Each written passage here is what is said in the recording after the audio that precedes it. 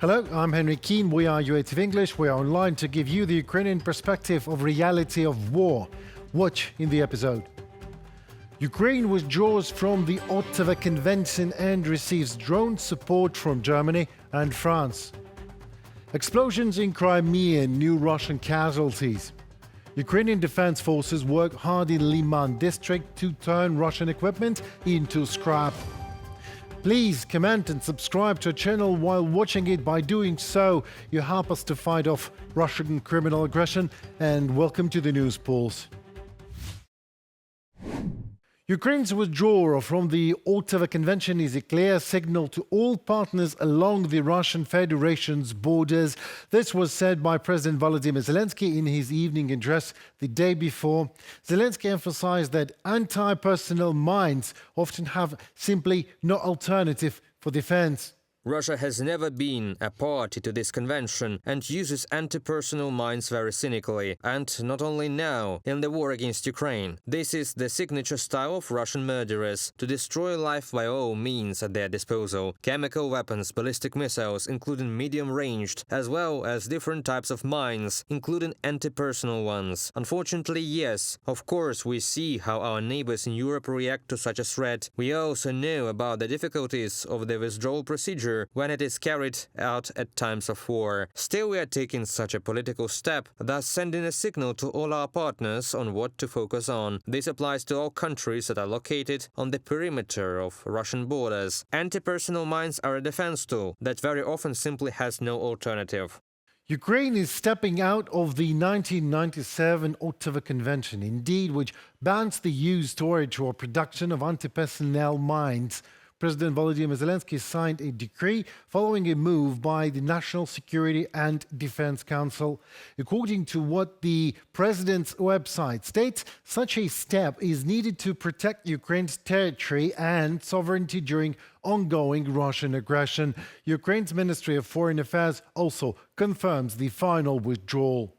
We are convinced that this step is both necessary and proportionate to the level of threats, as it concerns the survival and preservation of Ukraine as a sovereign, independent and free state. In the context of Russia's ongoing genocide aimed at destroying Ukraine as a state and Ukrainians as a nation, Ukraine is compelled to give unconditionally priority to the security of its citizens and the defense of the state. This applies in particular to our state's participation in international legal instruments and mechanisms. From the statement of the Ministry for Foreign Affairs of Ukraine.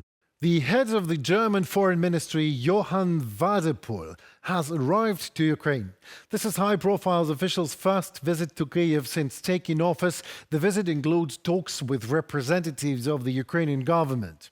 The freedom and future of Ukraine is the most important task of Germany's foreign and security policy, Wadephul said upon his arrival in Kyiv. He also expressed confidence in Ukraine's true intentions to end the war and recalled the importance of sanctions against Russia. Russia is counting on us to weaken our support. Putin does not want peace. He wants conquest and subjugation, and he wants it at any cost, even at the cost of hundreds of thousands of lives. But we will continue to stand firmly by Ukraine so that it can continue to successfully defend itself with modern air defense and other weapons, humanitarian and economic aid. This is the promise with which I am going to Kyiv today. Johann Wadephul, German Foreign Minister. President Volodymyr Zelensky and French President Emmanuel Macron discussed a topic of utter importance: joint drone production in Ukraine. This was reported by French Foreign Minister Jean-Noël Barrot. He noted that Paris had managed to mobilize revenue from Russian assets frozen at the start of the invasion and divert those funds to support Ukraine. Barrot said that it is important to develop Ukraine's defense industry. That is exactly what Paris will be doing in cooperation with Kyiv, he adds. The presidents of Ukraine and France discussed joint drone production at the NATO summit in The Hague. French Foreign Minister Jean-Noël Barrot said in his interview with LCI TV channel, he reiterated that support and military assistance that Ukraine needs in general, in particular, means domestic weapons production, and that is exactly what France is intended to go for, Barrot says. He also recalls the recent announcement of a drone production in cooperation with the famous French automotive producer Renault. Because today we must recognize that this is a drone war and soldiers are facing each other with drones. That's why this is a very important aspect, which the president discussed with Volodymyr Zelensky during the NATO summit earlier this week. Jean-Noël Barrot, French Minister for Foreign Affairs on LCI TV channel. In the Donetsk Oblast, near the town of Siversk, the armed forces of Ukraine captured Russian mercenaries of African origin, namely from Cameroon.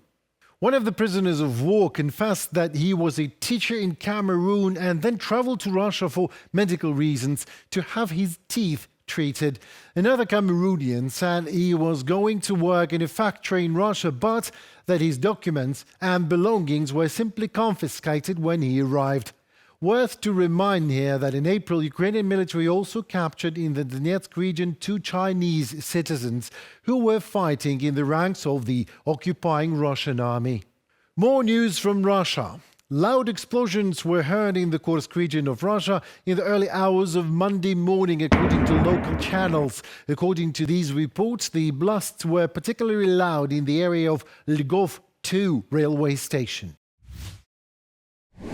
The total losses of the Russian army in Ukraine since the beginning of the full-scale invasion already exceed 1.2 million in dead and wounded. Of these, just about 1,000 occupiers were eliminated by the defense forces of Ukraine in the last 24 hours alone, according to the General Staff. Also were destroyed during the last day 4 tanks, 7 armored vehicles, 29 artillery systems, 2 multiple rocket launchers, 1 air defense system and 3 helicopters. In addition, the Russians lost 172 drones and 85 transport vehicles. Overnight, Russian occupiers, as usual, attacked the Kharkiv region, killing 2 civilians and wounded 8 others, including a child, said the head of the regional military administration, Oleg Syniehubov. According to him, the Russian army attacked 6 locations in the region. A drone also hit a vehicle repair shop, causing a fire. There were fires, civilian buildings were destroyed and several residential areas. Nothing new to Kharkiv, really, a place where Russian terror reigns almost every night. Unfortunately, a 70-year-old woman was killed as a result of a Russian attack on Zaporizhia region. In total, the past 24 hours, the Russian army launched 375 strikes on 10 communities in the region. This was reported in a Telegram network by the head of the Zaporizhia Regional Military Administration, Ivan Fedorov. According to him, private housing areas and cars were also damaged. On Monday night, Russian troops attacked the Dnipro region with drones, 4 of which were destroyed by Ukrainian defense forces. Still, as a result of the attack, Communities Agriculture Enterprise suffered a machinery damage. A fire broke out. Several other communities in the Nikopol district and in the city also suffered damage. Russian troops used FPV drones and artillery to do it. Luckily, there were no fatalities or even injuries this time, the regional military administration confirms. In turn, overnight, a temporarily occupied territory of Crimea was attacked by drones, Ukrainian drones. Traffic on the Kerch Bridge was completely blocked. The Crimean Wind Telegram channel reports on that. According to it, Russian air defense systems were operating in the Kerch area around midnight. The occupiers also put military helicopters even in the air. There is no information about the damage yet. Russians are restoring a Soviet military base in Balaklava, Crimea. This is reported by the guerrilla movement Atesh. The guerrilla intel detected activity near abandoned military facility in the temporarily occupied Crimea. We are talking about the former underground, or better said, under the mountain submarine base. There in the Soviet era, Soviet army loaded torpedoes and missiles at their submarines. Now the facility may be undergoing a preparation for further reuse, Atesh warns. In Russia, an important electronics manufacturer, Optron Stavropol, is on the verge of bankruptcy. This is reported by the Russian media, not us. Since March of this year, the enterprise has announced downtime since the state defense order has turned out finally in losses for the enterprise. Also, contract deliveries have been severely disrupted. There are enormous amounts due as a result. The company cannot continue operations. Power semiconductors produced by Optron Stavropol are used in aviation and installed in aircraft power supply systems. They are used on MiG and other fighter jets in Russia. But the main reason for the crisis is very simple. It is the forced underpricing of the products for the Russian military. For example, the cost of one diode is 3,600 rubles, and the military presses down the quote to 2,600 rubles. As a result, losses for only 2023 mounted in 102 million rubles for the facility, and for 2024 it rose even to 149 million rubles. Good to know. Ukraine will have a new air defense unit. Its groups will be equipped with interceptor drones. This was announced by the Speaker of the Air Force Command of the Armed Forces of Ukraine, Yuri Ignat. He stressed that recently the Russians are more intensively using Shahid and decoy drones, which are obviously aimed at depleting the Ukrainian air defense forces. Ignat also notes that Ukraine needs special drones to intercept those Shahids, which fly faster than many other types of drones. The new unit will be working with exactly that type of super-fast drones. The operators are already being trained. Every voice matters. Join our community, support independent journalism and help us bring you the truth from Ukraine. Become a member of Ukraine today. Join us now. Soldiers of the Ukrainian Armed Forces 60th Brigade are firmly holding a defense lines in one of the hottest areas of the front line in the Donetsk Oblast, the Liman district. The unit's aerial reconnaissance is working 24/7, detecting attempts by the Russian occupying forces, obviously, to advance, targeting the artillery fire and assault drones. Our correspondents visit the positions of the aerial reconnaissance unit, working with the Ukrainian Furia unmanned aerial reconnaissance systems to deliver a report for you. This is how Ukrainian defenders in the Liman direction turn Russian military equipment into scrap metal. Aerial scouts from the 60th Separate Brigade of the Armed Forces of Ukraine spotted enemy vehicles on the move and relayed coordinates to artillery and FPV drone operators. Recon drone pilots are tasked with adjusting fire and confirming target destruction. A typical combat shift for the Furia drone team starts with a full systems and navigation check, from opening the case to launching the bird, no more than 20 minutes. Got it, reading clear, 5 out of 5. Roger that, over. During night ops, the team uses thermal vision. They say it's tough to spot a hidden enemy in summer foliage, but once it's dark, the targets in the heat trail become as clear as day. От!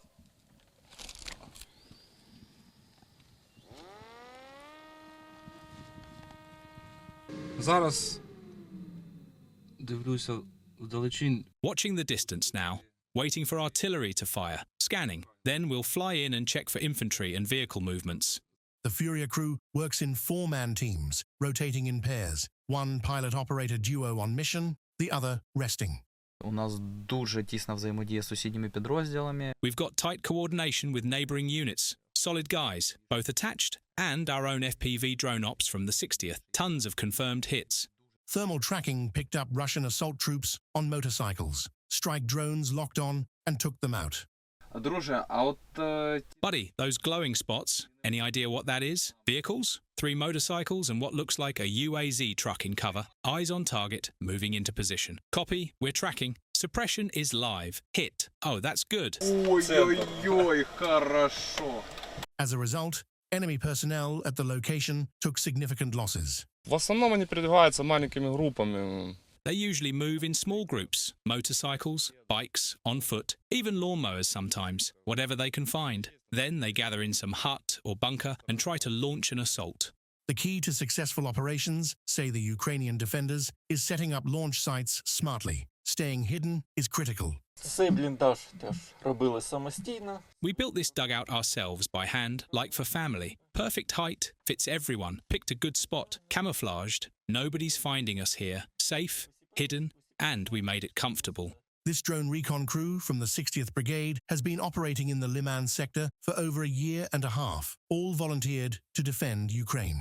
On the front line, they became more than brothers in arms, real friends, always ready to back each other up. Ми всі українці. We're all Ukrainians. Doesn't matter if you're from Zaporizhia, Uzhhorod, or Dnipro. What matters is the kind of person you are, not where you're from.